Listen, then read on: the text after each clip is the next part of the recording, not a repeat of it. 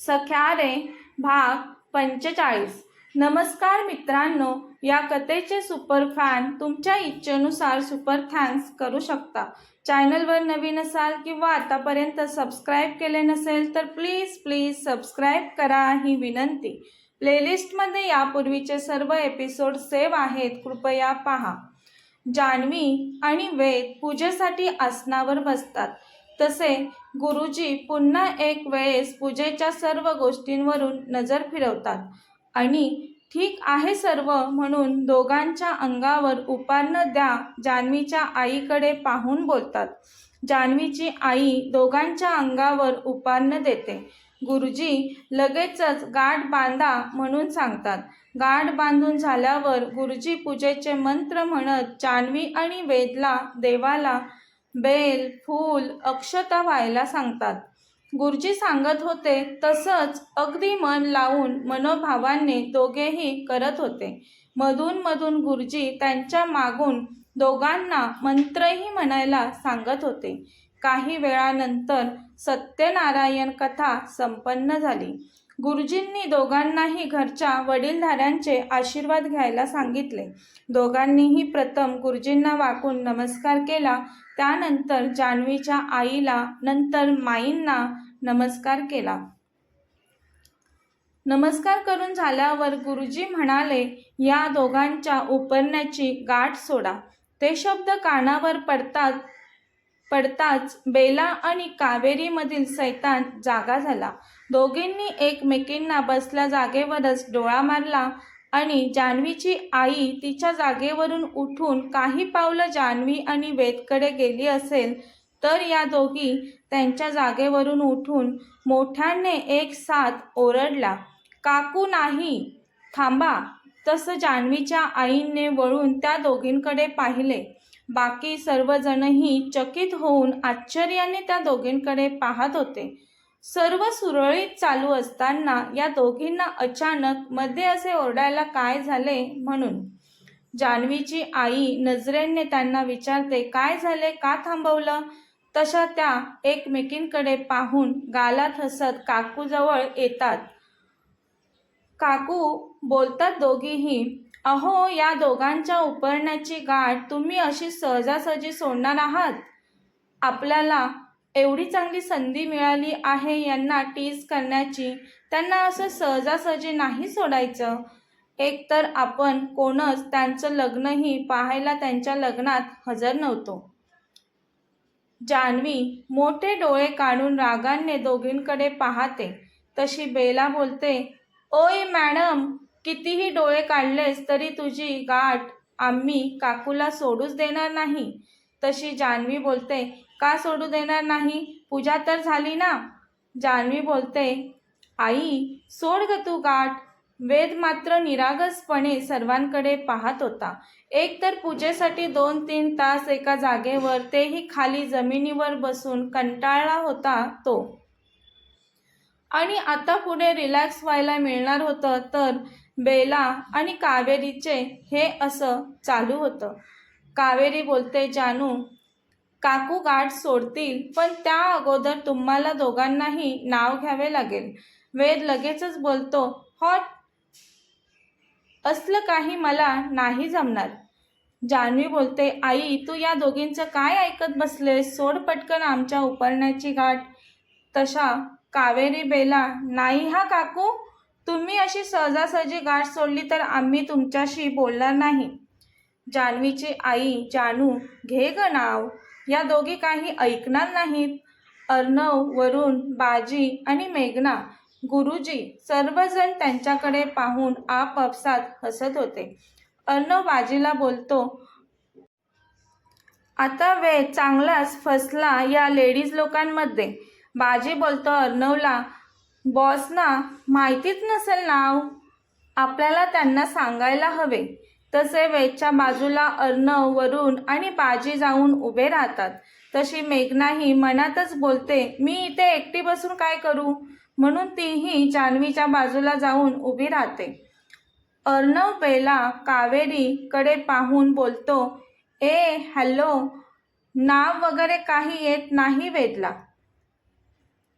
वगैरे काय असतं? ते बेला तोंड वाकडं करत अर्णवला विचारते, आम्ही फक्त नाव घ्यायला सांगितलं आहे. बेला अर्णवकडे पाहून बोलते. आता बेला वेदकडे पाहून, जिजू घ्या तुम्ही पहिलं नाव, नंतर आमची जानू घेईल. बाजी आता बोलतो, ए जरा थांबा. प्रत्येक ठिकाणी लेडीज फर्स्ट असते, इथेही लेडीजच फर्स्ट असणार. वहिनी पहिलं नाव घेतील, नंतर वेद बॉस घेतील. जान्हवी आणि वेद गोंधळलेले असतात, कारण दोघांनाही नाव घ्यायचं येत नसतं. त्याबद्दल यापूर्वी कधी त्यांनी विचारही केलेला नसतो. अर्णव बोलतो, बाजी तू एकदम करेक्ट बोलला, लेडीज फर्स्ट. जान्हवी आणि वेद एकमेकांकडे पाहतात. दोघांच्याही चेहऱ्यावर 12 वाजलेले असतात. जान्हवी कावेरी आणि बेलाला दात खात हळूच बोलते, ए मूर्खांनो, एवढा टाईम बेडरूममध्ये आपण होतो तेव्हा तुम्हाला मला आठवण करून देता आली नाही का? चाललेत आता बोलायला. या सर्व गोंधळात गुरुजी निघून जातात. त्यांचं दक्षिणा जे काही होतं ते माई पाहतात. अर्णव बोलतो, बाजी वहिनीलाही नाव येत नाही वाटतं. बाजी तू गाठ सोड जा. वेद कंटाळला आहे, केव्हापासून उभा आहे तो. तशा कावेरी आणि बेला डोळे वटारून त्याच्याकडे पाहतात. बाजी लगेचच त्याच्या वेद बॉसला त्रास नको म्हणून पुढे येऊन उपाण्याला गाठ सोडण्यासाठी हात लावतो. तशी बेला पटकन पुढे येऊन बाजीचा हात उपारण्यापासून बाजूला झटकते, तेही रागाने जोरात. बेला बोलते, ए बाजी का भजी, शहाणपणा नाही हा करायचा. बाजीला बोट दाखवून बोलते बेला, आम्ही काय इथे पागल आहोत का? केव्हापासून नाव घ्यायला सांगतोय आम्ही दोघांना. आणि ए भजी, तू त्या सर्वांवर पाणी ओतत आहेस का? ते कळेल का? तेही हंडाभरून. बाजी तर लाजेने खूपच खजील होतो. सर्वांसमोर बेला त्याला भजी बोलत असते. त्याच्या नावाची वाट लावून टाकते ती बेला. डोळे वटारून बेलाकडे पाहतो बाजी. मनातच बोलतो, ही कोण आहे दीड दमडीची कार्टी? मला या भाषेत बोलते, हिची हिंमत कशी झाली माझ्याशी असं बोलण्याची? काय समजते का ही स्वतःला? बाजीला खूप राग आलेला असतो. तो त्याच्या रागावर कसा तरी कंट्रोल करत गुपचूप अर्णव शेजारी जाऊन उभा राहतो. अर्णवही आता बाजीला चिडवत आणखीन त्याच्या जखमेवर मीठ चोळत बोलतो, भजी लावली ना यांनी तुझी वाट. अरे बाबा, मला माहिती आहे ह्या मुली कशा असतात ते. माझं लग्न झालं आहे. अरे भजी, मी यातून गेलो आहे. तसा बाजी हाताच्या मुठी आवळून अर्णवकडे पाहतो. गरम डोक्याचा असतो ना बाजी, लगेचच गरम होतो तो रागाने. तसा अर्णव नजर चोरत इकडे तिकडे पाहू लागतो. बाजी अर्णवला रागात बोलतो, म्हणून स्वतः न जाता मला पुढे केलंस काय? पाहून घेईन मी तुला नंतर. अर्णवला तर खूप हसायला येत असतं, पण बाजीला आणखी राग येईल म्हणून तो स्वतःवर कंट्रोल ठेवतो. मेघनाला नाव येत असतं. ती हळूच जान्हवीच्या कानात नाव सांगते. अर्णव मेघनाला जान्हवीच्या कानात काहीतरी सांगताना पाहतो. त्याला समजतं मेघना नावच सांगत असेल वहिनीला, म्हणून अर्णव आता वेदच्या कानात नाव सांगतो. वेद अर्णवकडे पाहून तोंड कसं तरी करत, असं नाव घ्यायचं असतं? अर्णव हो बोलतो. वरून बोलतो, दी पटकन घे ना नाव, पोटात कावळे ओरडायला लागलेत आता.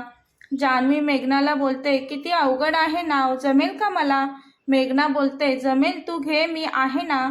जान्हवी बरं बोलते आणि नाव घ्यायला सुरुवात करते. ऐका बरं सर्वांनी जान्हवीने घेतलेलं नाव. वेद रावांसोबत केली पूजा. पूजेपुढे निरांजन, निरांजनात तूप, तुपात फुलवात, सत्यनारायणाला नमस्कार करून करते संसाराला सुरुवात. तसे सर्वजण वा वा वा छान बोलत टाळ्या वाजवतात. आता वेदची टर्म. बेला, जिजू घेताय ना नाव बोलत ती बाजीकडे रागाने कटाक्ष टाकते. तसा बाजी मनातच, ही अशी काय पाहते माझ्याकडे, हिला काय झालं? तेवढ्यात अर्णवने सांगितलेलं नाव वेद घेऊ लागतो. सर्वजण वेदकडे पाहतात. आता भाजीत भाजी मेथीची, जान माझ्या प्रीतीची. कावेरी बेला बोलतात, ही चीटिंग आहे यार. जिजू हे नाव कॉमन आहे, तुम्ही वेगळं नाव घ्या. वेद लगेचच ओके बोलतो, ठीक आहे, दुसरं घेतो नाव. त्यालाही आता खूप भूक लागलेली असते आणि कंटाळाही आलेला असतो. तो पुन्हा नाव घेतो, भाजीत भाजी कोबीची, जान माझ्या प्रीतीची. तसे अर्णव आणि वरुण एकमेकांना टाळी देतात. बेला कावेरी आणि मेघनाकडे पाहून बाजी, अर्णव, वरुण पोट धरून हसायला लागतात. जान्हवीचे आई पुढे कोणी आणखी काही बोलू नये म्हणून दोघांच्या उपरण्याची पटकन गाठ सोडते. चला चला जेवायला बसा, खूप भूक लागली आहे. वरुण बोलतो. तशी कावेरी बोलते, नाही हा, लगेच जेवायला नाही बसायचं. चला पहिले आपण सर्वांचे फोटो काढूयात. आई बोलते, बरं बरं, पटकन तुम्ही सर्वांनी फोटो बिटो काय ते काढून घ्या. मी, माई, सरिता आम्ही जेवणाचं पाहतो. काकू तुम्ही इथे थांबा, जेवण केव्हाच बनवून झालं आहे. कावेरी जान्हवीच्या आईचा हात धरून तिला तिथेच थांबवून घेते. जान्हवी कावेरी आणि बेलाकडे पाहून बोलते, तुम्ही दोघी प्लॅनच करून आलात ना, आम्हाला कसं छळायचं त्याचा. दोघीही हसून मान डोलावतात. अर्णव बोलतो, अगं वहिनी, तुझ्या मैत्रिणींना खूपच खडूस आहेत, प्रत्येक गोष्टीत मध्ये मध्ये आहेच त्यांचे. तशी मेघना बोलते, त्या काही खडूस बिडूस नाहीत, बरोबर आहेत त्या. त्यांचा तुला काय एवढा त्रास होतोय रे. या जोडप्याला काहीच त्रास नाही आणि तू उगीचच का त्रागा करत आहेस स्वतःच्या जीवाचा. बायकोचा चढलेला स्वर पाहून अर्णव बाजीमागे लपतो. अर्णव खूप घाबरतो मेघनाला. बाजी, चल आपण जाऊया जरा बाहेर, अर्णव बाजीला बोलतो. पण बाजी काही जागचा हलत नाही. तसा अर्णव, ए भजी चल ना. ती बेला बरोबर तुला भजी बोलत होती. आत्ता जर आला नाहीस ना माझ्यासोबत तर भजी खाल्ल्यासारखा खाऊन टाकेन तुला. तसा बाजी गालात हसत, मगाशी माझ्यावर खूप हसत होतास ना, मग आता बस इथेच. मेघना बोलते, फोटोशूट करायचा आहे आपल्याला, कोणी कुठे जाणार नाही. तसा बाजी बोलतो, मी काढतो सर्वांचे फोटो, पोज द्या प्रत्येकाने. पटकन तिघीजणी जान्हवी आणि वेदला बाजीसमोर उभा करतात. बाजी 2-3 फोटो क्लिक करतो. वेद आणि जान्हवी नुसते सरळ अंतर ठेवून उभे असतात, कोणतीच पोज न देता. बेला वैतागून, काय यार, तुम्ही दोघे नक्की नवरा बायकोच आहात ना. त्यांना एकमेकांकडे अंतर राखून उभे राहिलेले पाहून बोलते. बाजीकडे पाहून, ए भजी तू थांब जरा, मी या दोघांना पोजमध्ये उभं करते. बाजीला तर आता हिचं काय करू असं झालं होतं. ही मोरी लईच तडतड करते, ही बघावं तेव्हा एवढी तव्यावरच का आहे, नीट बोलताच येत नाही वाटतं हिला.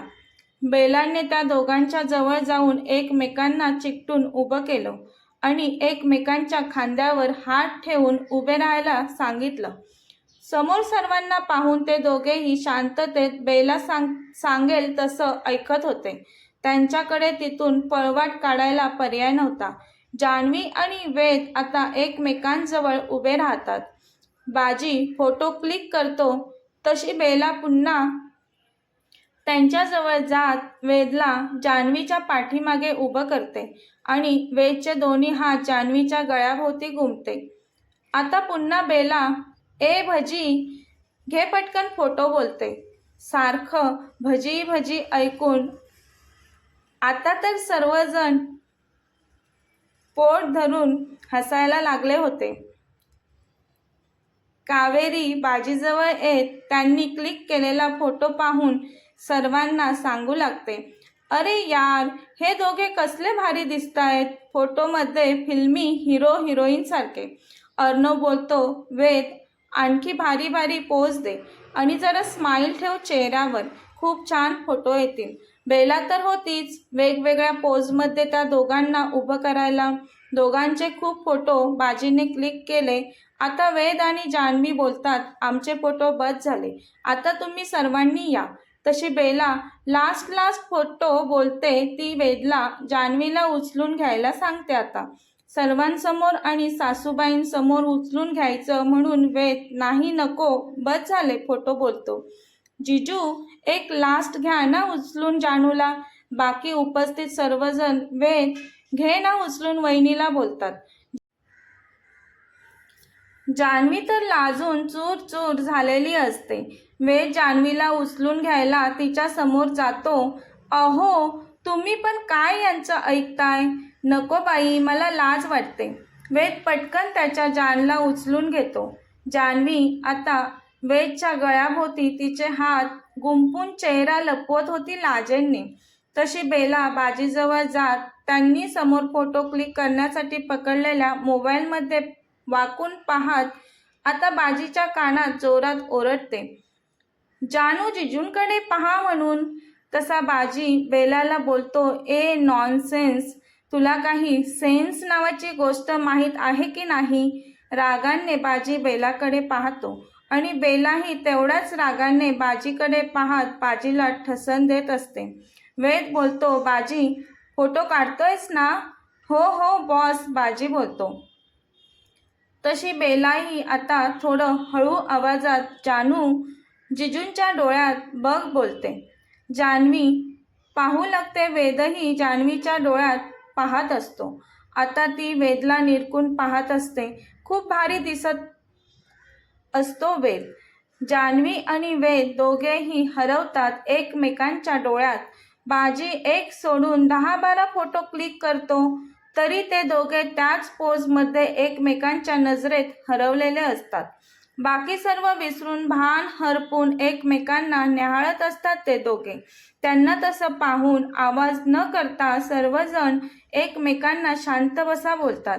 सगळे चूप होतात. खूप वेळ जान्हवी आणि वेद त्याच पोजमध्ये असतात. शेवटी अर्णव त्याच्या मोबाईलवरून वेदला कॉल करतो. वेदच्या मोबाईलवर रिंग होते तसा वेद भानावर येतो.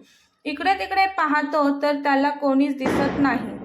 गेले कुठे सगळे मनातच बोलतो वेद. खाली जमिनीकडे पाहतो तर सर्वजण एकत्र असतात काही अंतरावर. गालावर हात ठेवून एकटक दोघांकडे पाहत, जसं काही कोणता पिक्चर चालू आहे. वेद पटकन जान्हवीला जमिनीवर उभं करतो. जान्हवी ही लाजून खाली मान घालते आणि गालातच हसत असते. सर्वजण दोघांवर हसू लागतात. वेद अर्णवकडे रागाने पाहत मनातच, याला लवकर कॉल करता आला नाही का? एवढा वेळ मजा घेत बसला आमची. वेदच्या मनातील जाणून, चला पटकन आपण सर्वजण फोटो काढून घेऊयात बोलतो अर्णव. आता सर्वांचे फोटो काढून होतात. त्यानंतर जेवणाचा कार्यक्रम असतो. पाहूयात जेवणाच्या कार्यक्रममध्ये काय काय मजा येते ते. कथेचा पुढील भाग पाहण्यासाठी चॅनलला सबस्क्राईब करा. कथा आवडल्यास लाईक, शेअर आणि कमेंट करायला विसरू नका. धन्यवाद.